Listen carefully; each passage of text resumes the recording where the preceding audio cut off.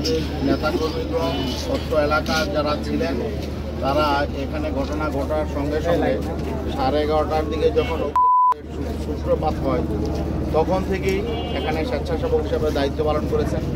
সারাদিন তারা এখানে স্বেচ্ছাসেবক হিসাবে আমাদের স্থানীয় নেতাকর্মীগণ, আমাদের এখানকার শ্রমিক আন্দোলনের কেন্দ্রীয় দায়িত্বশীল আমাদের সাইফুল ভাই এবং কামাল ভাইয়ের নেতৃত্বে এখানে সারাদিন বিভিন্ন উদ্ধার তৎপরতা চালিয়েছেন এবং উদ্ধারকর্মীদের পানি পান করিয়েছেন এবং বিভিন্নভাবে সহযোগিতা করেছেন।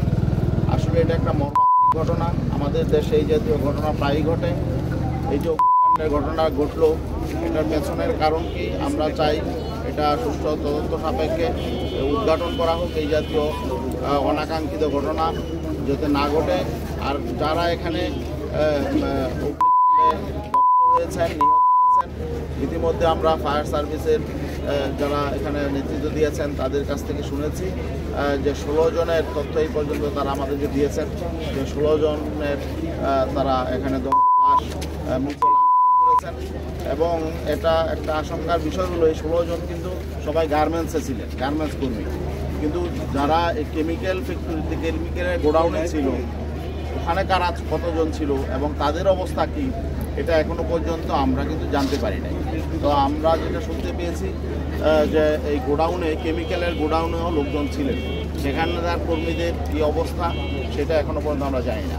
তো শেষ পর্যন্ত কতজনের মৃত্যু হয় এটা আসলে বলা মুশকিল। আর অনেকেই আহত আছেন, হাসপাতালে বাণীতে আছেন।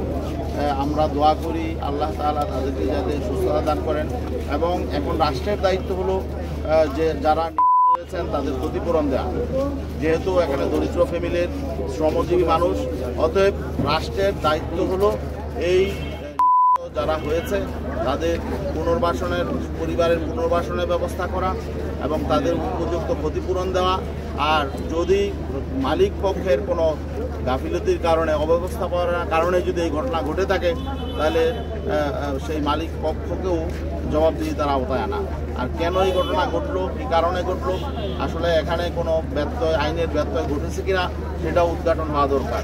আমরা মনে করি সুষ্ঠু তদন্ত সাপেক্ষে এই সমস্ত ঘটনাগুলো, অতীত যে সমস্ত ঘটনা ঘটেছে আমরা পরবর্তীতে এগুলোর সুষ্ঠু কোনো তদন্ত আমরা দেখি নাই।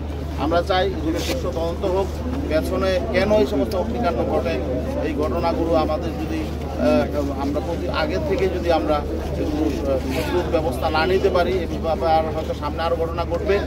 এই জন্য ইসলামী আন্দোলন বাংলাদেশ মনে করে যে সুস্থ ব্যবস্থাপনা দরকার। কারো যদি কোনো খামখেয়ালি থেকে থাকে, কারো যদি কোনো এখানে ষড়যন্ত্র থেকে থাকে, সব কিছুই এখানে উদ্ঘাটন হওয়া দরকার।